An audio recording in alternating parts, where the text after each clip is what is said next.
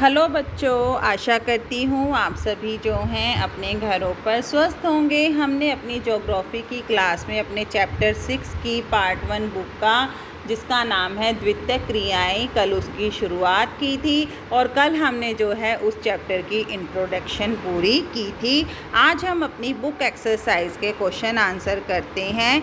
सबसे पहले तो देखिए क्या कह रहा है, निम्न में से कौन सा कथन असत्य है। पहला क्या है, उगली के सहारे जूट के कारखाने सस्ती जल यातायात की सुविधा के कारण स्थापित हुए हैं। दूसरा क्या है, चीनी, सूती वस्त्र एवं वनस्पति तेल उद्योग जो है स्वच्छंद उद्योग हैं, यानी कि स्वतंत्र हैं पूर्ण रूप से। खनिज तेल जो है एवं जल विद्युत शक्ति के विकास ने उद्योगों की अवस्थिति के कारक में कोयला शक्ति के महत्व को कम किया है। पतन नगरों में भारत में उद्योगों को आकर्षित किया है। तो यहाँ पर कौन सा कथन असत्य है, चीनी, सूती वस्त्र एवं वनस्पति तेल जो है उद्योगों में स्वच्छंद उद्योग है। दूसरा क्या है, निम्न में से कौन सी एक अर्थव्यवस्था में उत्पादन का स्वामित्व जो है व्यक्तिगत होता है। क्या है यहाँ पर, पूंजीवाद, समाजवाद, मिश्रितवाद और इनमें से कोई नहीं। तो जो पूंजीवाद है वहाँ पर उत्पादन और अर्थव्यवस्था में स्वामित्व व्यक्तिगत होता है। निम्न में से कौन सा एक प्रकार का उद्योग अन्य उद्योगों के लिए कच्चा माल का उत्पादन करता है। आधारभूत उद्योग जो है वो कच्चे माल का उत्पादन करता है। निम्न में से कौन सा जोड़ा सही मेल खाता है। स्वचालित वाहन उद्योग, पोत निर्माण उद्योग, लूसाका वायुयान निर्माण उद्योग, फ्लोरेंस लौह इस्पात उद्योग, पिट्सबर्ग। तो यहाँ पर जो पिट्सबर्ग है वो क्या है, लौह इस्पात उद्योग के लिए प्रसिद्ध है। तो ये जो है सही जोड़ा मेल खाता है।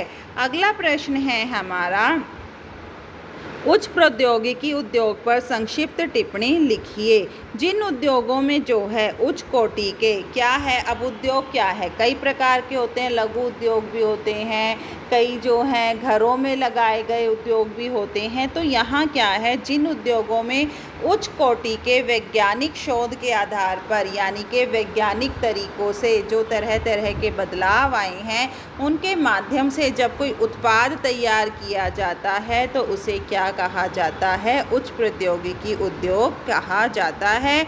1960 में जो है उच्च प्रौद्योगिकी उद्योग जो है महत्वपूर्ण होते जा रहे थे, यानी कि सबसे ज़्यादा ये महत्वपूर्ण कब हुए थे, 1960 में।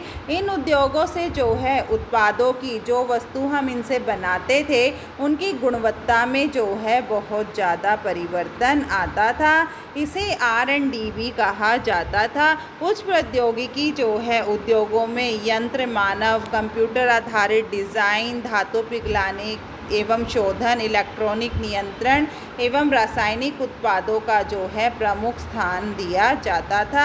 इन उद्योगों में जो है कल भी मैंने बताया था कि जो उच्च प्रौद्योगिकी है उसमें सफ़ेद कॉलर जो व्यवसाय में उत्पादित श्रमिक होते हैं, नीले कॉलर वाले ये लोग जो है अधिक संख्या में कार्य करते हैं। अगला प्रश्न है हमारा, विनिर्माण पर टिप्पणी लिखिए। ये आपका इम्पोर्टेंट है। विनिर्माण क्या होता है, कच्चे माल पर जो अर्धनिर्मित माल को हाथ या मशीनों की सहायता से, अब आपने क्या है कच्चा माल लिया या एक वस्तु जो है आधे रूप से तैयार है उसे एक नया रूप देना, यानी कि उपयोग में लाने के लिए एक नया रूप प्रदान कर देना, एक पूर्ण रूप प्रदान कर देना जो है विनिर्माण उद्योग कहलाता है। यह मानव का गौण व द्वितीय व्यवसाय होता है।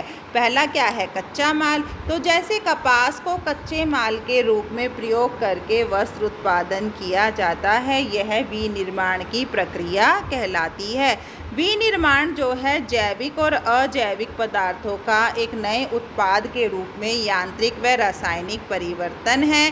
चाहे यह कार्य मशीनों से किया जाए या घरों में काम करने वाले लोग जो हैं अपने हाथों से करें। इसे चाहे थोक व्यापार में बेचा जाए या इसे फुटकर में बेचा जाए, यह विनिर्माण की प्रक्रिया कहलाती है। अगला प्रश्न है हमारा, स्वच्छंद उद्योग पर टिप्पणी लिखे। आपका फर्स्ट MCQ में आया था ना, चीनी, सूती वस्त्र उद्योग, वनस्पति तेल उद्योग जो है स्वच्छंद उद्योग हैं। तो यह कथन असत्य है। तो यहाँ क्या है स्वच्छंद उद्योग?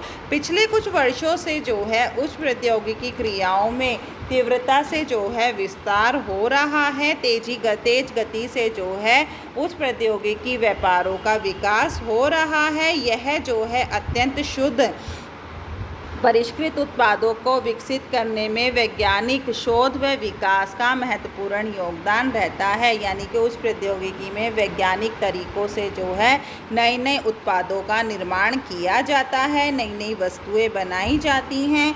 ये उद्योग अपने उत्पादों को जो है बाज़ार की मांग के अनुरूप जो है बड़ी तेज़ी से सुधारते रहते हैं और उच्च कुशलता प्राप्त श्रमिकों को भर्ती करते हैं। ऐसे उद्योगों को जो है स्वच्छंद उद्योग कहा जाता है। यानी कि जो इनमें कमी होती है उन कमियों में ये सुधार लाते हैं और जो अच्छे काम करने वाले लोग होते हैं उन लोगों को अपने कंपनियों में, अपने उद्योगों में शामिल करते हैं, क्योंकि स्थिति का चुनाव करने में जो है अपेक्षाकृत ये स्वतंत्र होते हैं। तो यह क्या है, ये अपनी मर्जी से कुछ भी जो इन्हें करना है, श्रमिकों को भर्ती करना है या कोई और कार्य करना है, ये अपनी इच्छा के अनुसार कर सकते हैं। अगला प्रश्न है हमारा, प्राथमिक एवं द्वितीयक गतिविधियों में क्या अंतर है? प्राथमिक गतिविधियाँ कौन सी होती हैं? ये वे क्रियाएं होती हैं जिसके द्वारा मनुष्य प्रकृति द्वारा प्रदान, यानी कि प्रकृति से जो हमें संसाधन मिलते हैं उन्हें अपनी आवश्यकताओं व इच्छा पूर्ति के लिए प्रयोग करता है। द्वितीयक क्रियाओं में क्या होता है? जिनमें प्रौद्योगिकी की मदद से, उद्योगों की मदद से, विज्ञान की मदद से जो है कच्चे माल को तैयार करके वस्तु के रूप में परिवर्तित कर दिया जाता है। प्राथमिक क्रियाएं साधारण होती हैं और द्वितीयक क्रियाएं जटिल होती हैं। प्राथमिक क्रियाएं प्रत्यक्ष रूप से प्रकृति से जुड़ी हुई होती हैं। द्वितीयक क्रियाएं जो हैं अप्रत्यक्ष रूप से प्रकृति से जुड़ी नहीं हो, प्रकृति से ही जुड़ी होती हैं।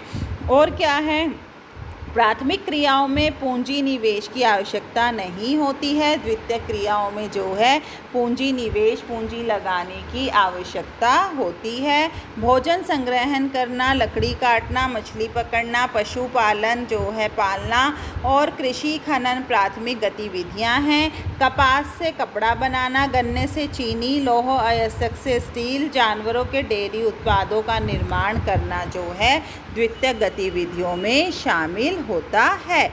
अगला प्रश्न है हमारा, विश्व के विकसित देशों में उद्योगों के संदर्भ में आधुनिक औद्योगिक क्रियाओं की मुख्य प्रवृत्तियों की जो है विवेचना कीजिए। तो क्या है यहाँ पर, क्या है? सबसे पहले विकसित देशों में उच्च तकनीकी उद्योगों का विकास हो रहा है। जो देश पूर्ण रूप से विकास कर चुके हैं वहाँ पर जो है उच्च तकनीकी उद्योगों का विकास हो रहा है, जबकि निम्न तकनीकी तथा श्रम गहन का जो है विकासशील देशों में विकास हो रहा है। और क्या है, स्थिति के आधार पर जो है निरंतर उद्योगों में कमी आती जा रही है। बड़े बड़े कारखानों का स्थान जो है छोटे पैमाने के कारखाने ले रहे हैं। डिज़ाइन व उत्पादों में तेज़ी से परिवर्तन आ रहा है, क्योंकि जैसे जैसे उद्योगों का रूप बदलता जा रहा है उनमें काम करने वाले लोगों में, तकनीकियों में भी जो है परिवर्तन आता जा रहा है। अवशिष्ट पदार्थों की कमी, पुनः चक्रण और प्रतिस्थापन जैसे विकल्पों का योगदान दिया गया है। इससे प्रदूषण की समस्या पर भी रोकथाम लगाई जा रही है। अगला प्रश्न है, अधिकतर देशों में जो है उच्च प्रौद्योगिकी उद्योगों प्रमुख महानगरों की परिधि क्षेत्रों में ही क्यों विकसित है? क्या कारण है? उच्च प्रौद्योगिकी जो उद्योग हैं उनका जो है नगरों की सीमाओं पर या बनाई गई बस्तियों में स्थापित हो रहे हैं। इस प्रकार की प्रवृत्ति जो है लंदन और टोक्यो के उद्योगों में पाई जाती है। ऐसे उदाहरण भारत में भी देखने को मिले हैं। क्या है, ऐसे स्थानों पर भविष्य में भी विस्तार के लिए जगह उपलब्ध है। अगर हम शुरू से ही अपना उद्योग एक खुले स्थान पर लगाते हैं तो अगर हमें आगे उसको बढ़ाना पड़ता है तो हम आसानी से उसे बढ़ा सकते हैं। ज़मीन की कीमतें सस्ती होने के कारण जो है एक मंजिल कारखाने बनाए जा सकते हैं। प्रमुख सड़कों व रेल मार्गों तक पहुंचने में सुविधा होती है।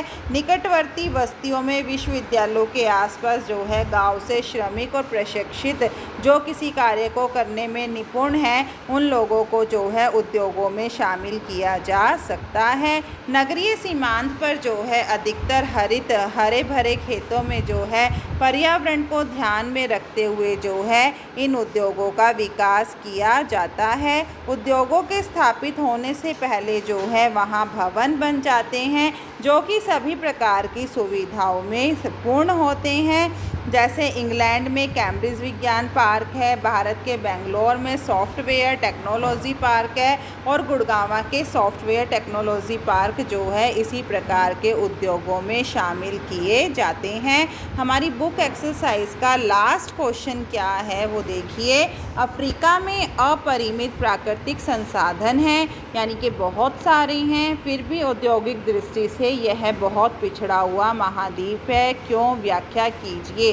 यह सही है कि अफ्रीका महाद्वीप में जो है प्राकृतिक संसाधनों व खनिज संसाधनों में वो धनी है, फिर भी यह औद्योगिक दृष्टि से पिछड़ा हुआ है। इसका यह कारण है कि यहाँ पर विश्व की सामान्य जल शक्ति का जो है 40% भाग है, परंतु विकसित होने के लिए 1% ही भाग है। इस महाद्वीप में जो है क्रोमियम, तांबे, सोने, हीरे, लौह अयस्क जैसे मैग्नीज, कोयले, प्राकृतिक गैस जैसे समृद्ध कोश हैं, लेकिन इनको विकसित करने के लिए आधार तंत्र और उद्योगों की कमी है जो इनका परिष्कृत रूप हमारे सामने ला सके और उसे विकसित कर सके। यहाँ पर खनिजों के भंडार अपरिमित हैं, परंतु इनका प्रयोग नहीं किया जा रहा है क्योंकि यहाँ उद्योगों की कमी है। उद्योगों की कमी होने के कारण जो है इन्हें विकसित नहीं किया जा सकता, इन्हें प्रयोग में नहीं लाया जा सकता है। इसके अतिरिक्त जो विषम जलवायु है, उच्चावच के कारण जो है परिवहन साधन विकसित नहीं हो सके हैं। यह आर्थिक व सामाजिक रूप से पिछड़ा हुआ है। यहाँ खनिज पदार्थ जो है बहुत बड़ी मात्रा में पाए जाते हैं, परंतु उद्योग विकसित न होने के कारण, टेक्नोलॉजी विकसित न होने के कारण जो है यहाँ पर जो जितने भी हमें खनिज पदार्थ मिलते हैं या जो वस्तुएं प्राप्त होती हैं उनका सही ढंग से हम प्रयोग नहीं कर पाते हैं।